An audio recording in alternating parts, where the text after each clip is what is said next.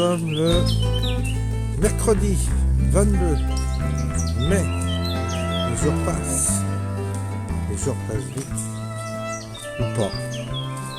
Ça dépend pour qui. Alors il y a eu une bonne averse. Puis là c'est bon, ça se dégage. Figurez-vous que une fois que l'averse a lieu, ça dégage des odeurs. Et c'est vraiment agréable. C'est vraiment très agréable de pouvoir humer les odeurs de la nature une fois que, après la pluie, ça fait ressortir les odeurs de la campagne. Je dois dire que c'est assez enivrant, c'est assez agréable. Puis il y a les petits oiseaux, voilà. C'est la bonne époque. C'est la bonne période. Malheureusement, elle passe trop vite cette période. Moi, c'est la période que je préfère en ce moment. C'est le début de l'été. C'est pas encore l'été, c'est le printemps et on va vers le plus beau. Et cette sensation d'aller vers le beau, le bon, la chaleur, la lumière, c'est très agréable. On est dans un cycle, dans un bon cycle, dans le bon cycle de l'année. Alors, toujours pareil, sur ce chemin, on avance, on médite, puis parfois on se fait bousculer. J'ai eu un message agressif hier d'un catholique, puisque son avatar est une croix avec le Sacré-Cœur. Il a été extrêmement violent, donc je l'ai bien entendu expulser des gens qui font des commentaires, puisque j'ai cette possibilité-là. Et il ne faut vraiment pas accepter les remarques violentes et agressives, étant donné que on n'est pas dans un état d'esprit où on a du temps à perdre avec des gens violents et agressifs, puisque d'une part ma chaîne est libre d'accès, ceux qui n'aiment pas n'y vont pas, mais je ne suis pas là pour provoquer ni aller chercher des ennemis, au contraire. On est là pour, en tous les cas je suis là pour essayer de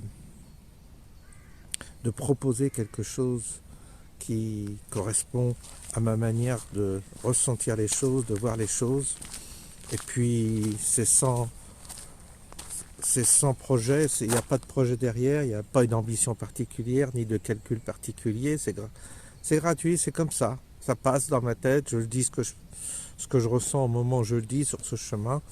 Comme je dis, je peux changer d'avis aussi, c'est pas un avis fixe, c'est simplement une proposition de réflexion qui est sujette à bouger, à se mouvoir, à changer, comme vous tous, ceux qui me suivez.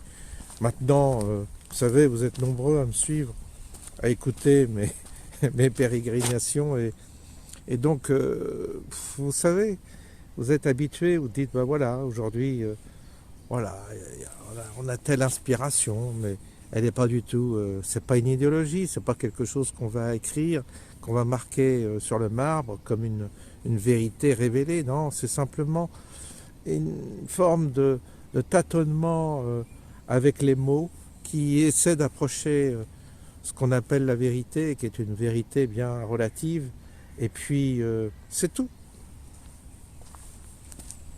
Vous savez, on peut se tromper, il n'y a pas besoin d'être agressif, il n'y a pas besoin de m'agresser. Je revendique pas la vérité, je dis voilà. Il y a des gens, ils ne supportent pas cette liberté. Cette liberté simplement de pouvoir émettre des hypothèses ou des réflexions. À mon niveau, attention, je ne suis pas un grand intellectuel, ni un grand spéculateur, ni un grand philosophe. Donc c'est vraiment pas faut pas venir me chercher dans ce domaine-là. Si ça vous plaît pas, je dis à chaque fois, si vous n'aimez pas, ne regardez pas. Ne prenez même pas la peine de faire un commentaire agressif, ça ne sert à rien. En fait, celui qui fait un commentaire agressif se condamne lui-même. Je l'ai déjà dit. Ce qu'il envoie, il va le retrouver, il va le recevoir. C'est mon état d'esprit, c'est de renvoyer aux gens leur propre attaques, l'adversité, il faut lui renvoyer. Donc je renvoie simplement la méchanceté qu'il m'a faite. Le problème, c'est que ça va lui revenir avec une puissance 1000. C'est ça le dommage. C'est ça qu'on ne comprenne pas les gens. C'est qu'en étant agressif et en m'agressant, ils se condamnent eux-mêmes. En tous les cas, ils se condamnent à recevoir par une force bien plus violente ce qu'ils ont envoyé. Puisque je ne suis pas dans un débat animé pour construire une polémique, quoi que ce soit. Donc fatalement, il y a comme un écran, et cet écran, un écran miroir qui renvoie le mal. Donc la personne qui m'a fatalement envoyé cette haine-là, enfin le discours était vraiment, le message était très violent, eh bien, elle va recevoir cette violence, d'une manière ou d'une autre. Ça va arriver comme ça, ces jours-ci. Elle recevra ce qu'elle a envoyé. C'est logique, c'est une loi, ça, il n'y a pas de problème. Il y a une loi dans cet ordre-là. Je l'ai déjà constaté, je l'ai vu autour de moi 10 000 fois. Ça c'est, pour moi, c'est une affaire déjà entendue. Donc, soyez prudents en tous les cas. Donc, n'envoyez pas de message de haine, simplement, parce que je cherche pas à provoquer. Je cherche simplement à comprendre le monde dans lequel on est. C'est pas une attaque.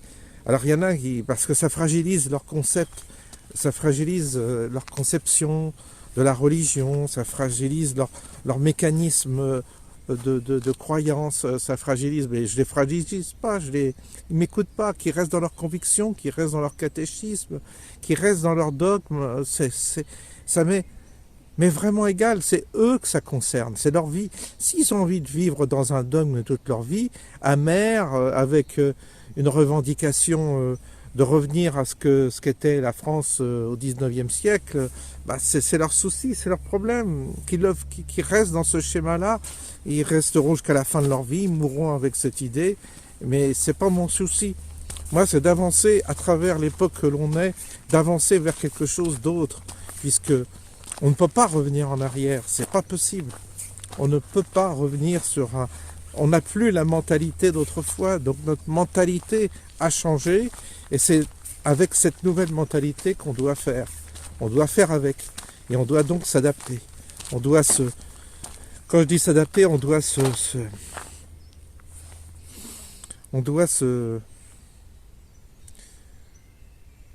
Oui, on doit user de notre manière de penser actuelle pour justement percevoir de nouvelles choses qui peut-être jusqu'à présent nous étaient cachées.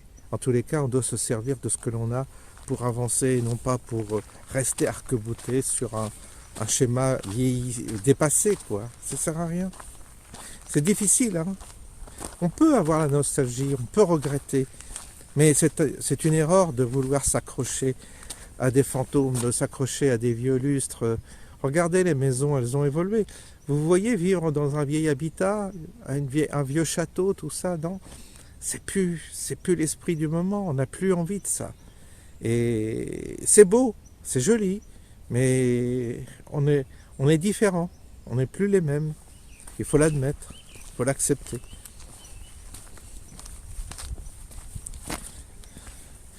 Sans pour ça, évidemment, approuver les dérives actuelles, du monde actuel. Enfin voilà. Alors de quoi allons-nous parler aujourd'hui? Aujourd'hui, je voudrais vous parler du fait d'être seul, parce que c'est une autre nécessité, presque une nécessité, à part vraiment des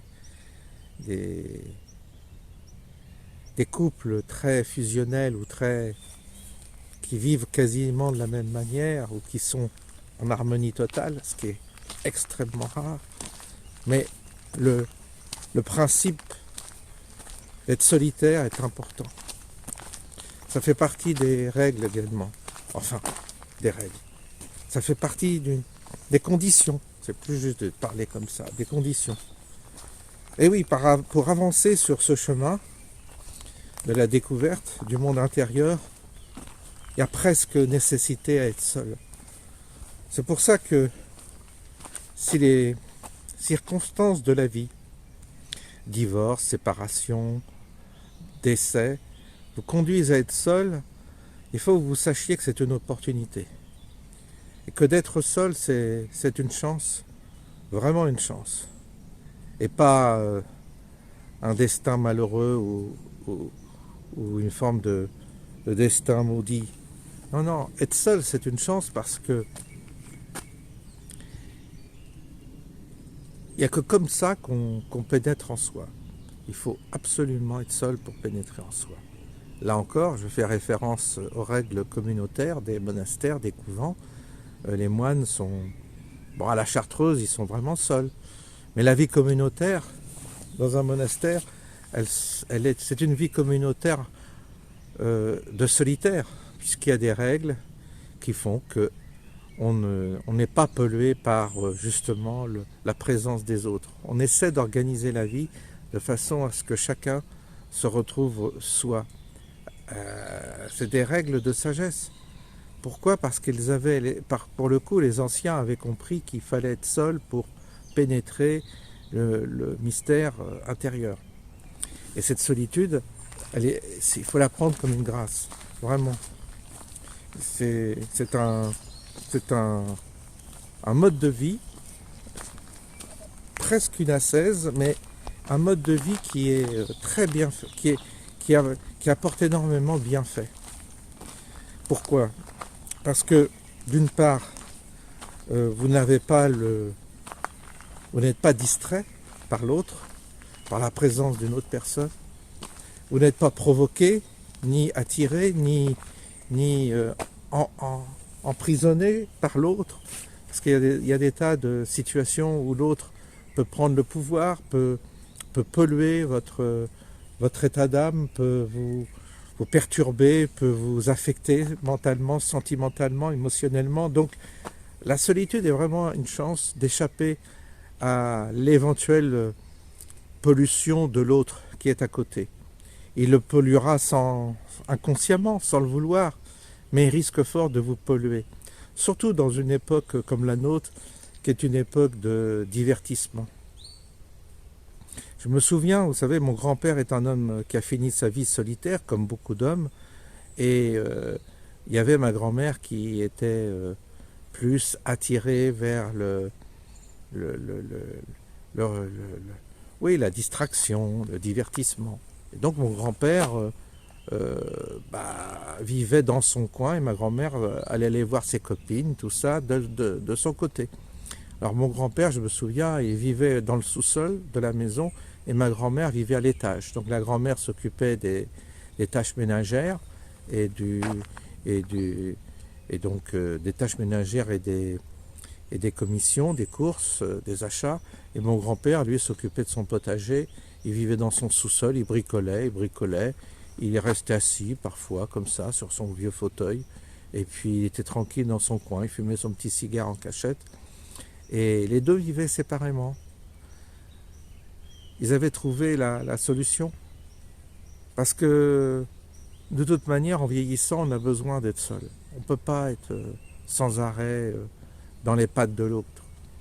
Parce qu'on a besoin de se retrouver, après une vie, on a besoin de se retrouver, on a besoin de faire le point, on a besoin d'élaguer, on a besoin de se centrer sur l'essentiel et on a besoin de se préparer à quitter cette vie.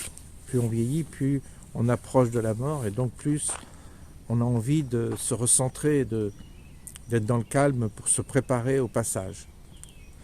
Et donc la solitude est une chance. Il y en a qui le prennent comme une malédiction. C'est dommage, parce que c'est vraiment une chance. Être seul, c'est pas l'ennui, c'est pas ce qu'on croit. On s'ennuie pas normalement quand on est seul.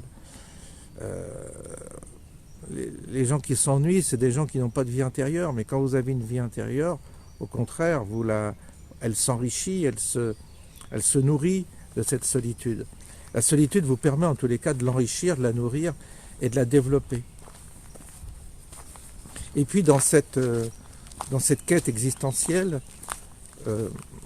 il est quasi indispensable, de cette quête de la vérité, il est quasi indispensable de vivre seul. Ça fait partie d'une nécessité à mon point de vue. Parce que, vous savez, vous posez la question et les réponses viennent comme ça. Ils viennent au détour, toujours au détour, jamais d'une manière franche et directe. Donc c'est au détour d'une occupation, je dirais presque une occupation, ouvrir un livre à une certaine page, regarder même la télé à certains moments, zapper, regarder un film, regarder une série, regarder le ciel, regarder la nature. Bref, au détour d'un événement, vous allez être beaucoup plus, vous allez suivre seul, vous n'allez pas être influencé par la présence d'une autre personne, donc ça va être guidé, c'est vous-même qui allez guider l'occupation de votre journée, et au détour d'un événement, d'un élément, vous allez avoir la parcelle d'une réponse que vous avez posée et que vous posez en vous. Et ça, c'est bien, parce que on ne peut que dialoguer on peut dialoguer avec l'invisible et avec nous-mêmes, avec notre monde intérieur, en étant seul. C'est une nécessité, sinon vous êtes pollué. L'autre, il vous parle, il vous occupe. Alors, ça a des bons côtés, c'est amusant, mais la contrepartie, c'est qu'on n'avance pas. On reste dans le superficiel, on reste dans l'anecdotique, et on n'avance pas sur le plan intérieur. Et comme moi, je suis très intéressé par la question existentielle,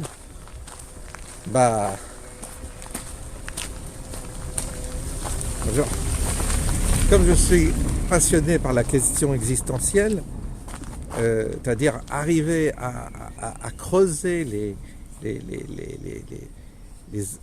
raisons qui nous ont plongés dans cette réalité, dans cette dimension, ces réponses, il faut que je les collecte dans la solitude et le silence. Et vraiment, c'est que comme ça. Et on avance, hein.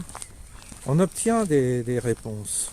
On obtient des parcelles de réponses. Hein. C'est pas comme des réponses comme ça, c'est pas un professeur qui vous donne une réponse toute faite. C'est des réponses qui sont toujours comme ça. Ça vient comme ça sur le côté. Ça donne une idée à chaque fois. Mais on n'a jamais la réponse complète. Mais voyez, quand on a quand on a dans la vie des événements extérieurs qui viennent nous perturber. Bon, moi j'ai mon père, j'ai la situation de mon père, etc. La dépendance, les assistantes sociales, les trucs organisés, enfin, tout un bins, je vous dis pas. Eh bien, j'use de ma manière d'être pour apporter les réponses justes. C'est-à-dire que je m'exerce à trouver à travers cette dimension les bonnes réponses aux défis qui me sont donnés. Que ce soit des défis de santé ou des défis moraux, des défis liés aux circonstances familiales, j'essaie d'obtenir des solutions que par la pensée, par le mécanisme de la pensée, de la méditation, de la contemplation. J'essaie de faire en sorte que la solution se matérialise et puisse agir, tout en étant, comme je vous ai dit hier, pas dans l'agitation, dans le calme, et en restant serein, en ne paniquant pas. Je l'ai vérifié dernièrement, en paniquant on fait des bêtises. Donc ça c'est sûr que on a des angoisses terribles, ça c'est pas bon. Donc vous voyez, on apprend aussi, hein, attention, hein, je ne dis pas que c'est évident, mais on apprend à corriger des choses. Fort de nos erreurs, du trouble dans lequel on peut se trouver, on se dit, oh là je suis troublé, c'est pas bon, il faut que j'arrête. Et la solution arrive, hein. Ça j'en suis persuadé. La solution se met en place, je parle matériellement, hein. Elle se met en place et parce que les solutions dans ce monde-là, dans cette matrice, les solutions, elles sont possibles que si on adopte une position juste, elles sont possibles, je vous assure, les solutions matérielles sont équivalentes à notre position dans cette matrice. Et si on adopte la bonne position, la solution vient. Simplement, il faut qu'on cherche la bonne position. Et on ne peut pas résoudre un défi ou un problème matériel, on ne peut pas le résoudre par notre, en agissant superficiellement sur elle, en mettant un cataplasme. Il faut que le défi qui nous soit proposé soit réglé dans sa racine, comme une maladie. Il faut qu'on arrive à la régler dans sa racine, dans sa vraie dimension. Et là, voilà, on a trouvé l'équivalence sur le plan intérieur pour que ça agisse sur le plan extérieur. Cette piste-là m'intéresse beaucoup, parce que on fait beaucoup d'erreurs dans notre monde matérialiste et superficiel en même temps. On croit résoudre des solutions, les problèmes avec des protocoles, des mécanismes artificiels, superficiels. On ne va pas rechercher le code du principe qui a déstabilisé notre vie. Et quand on est confronté, surtout quand moi, par exemple, je prends l'exemple de moi avec mon père, mais on peut prendre l'exemple de moi, de des gens comme moi, mais qui ont des enfants, des problèmes avec leurs enfants. Tant qu'ils résoudre le problème chez l'autre, c'est très compliqué, très compliqué.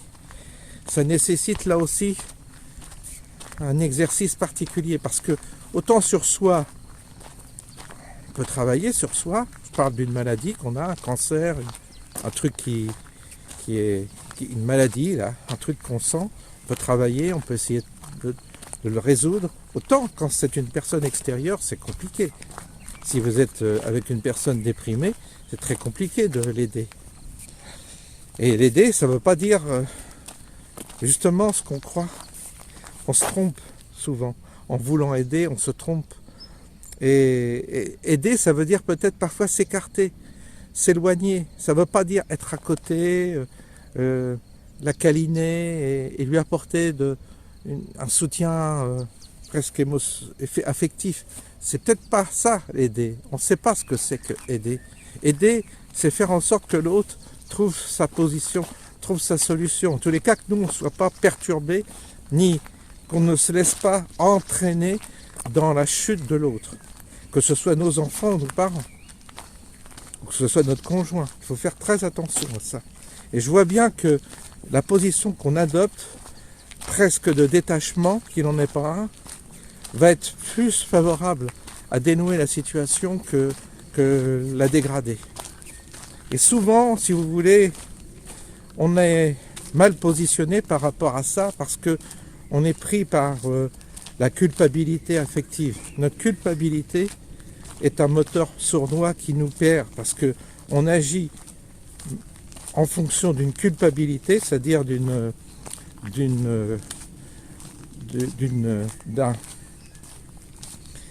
on agit en ayant été conditionné, parce que nous sommes conditionnés aussi par la culpabilité depuis bien longtemps. Là, on peut dire que c'est civilisationnel, c'est chrétien. Donc notre culpabilité, souvent, nous mène dans la mauvaise direction.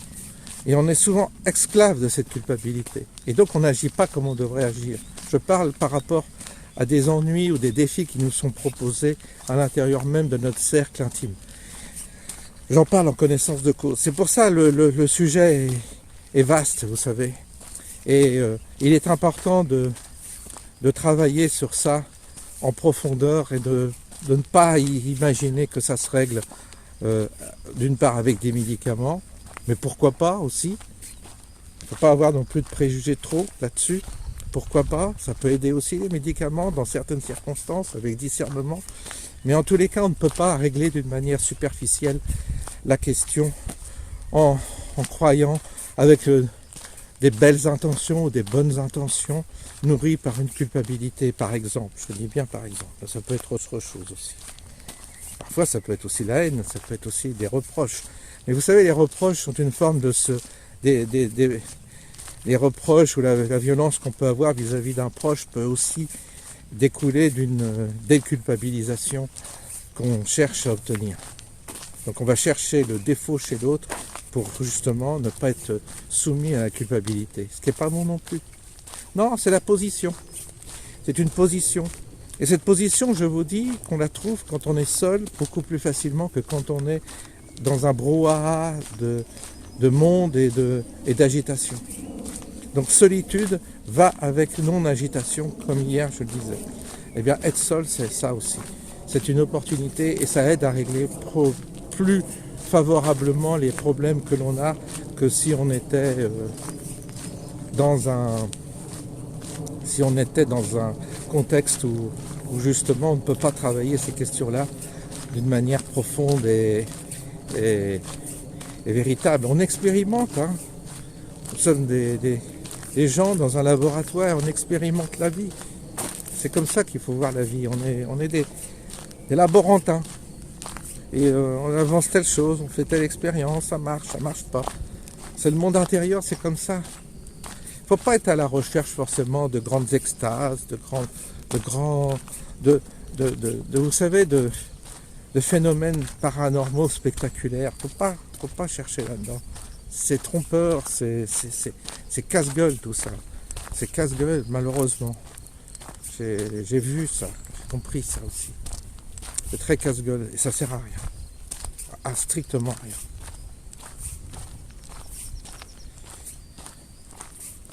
Au contraire, c'est contre-productif. Ça écarte du chemin, ça écarte de la voie qui consiste à travailler sur les éléments qui constituent notre vie, notre nature, notre existence.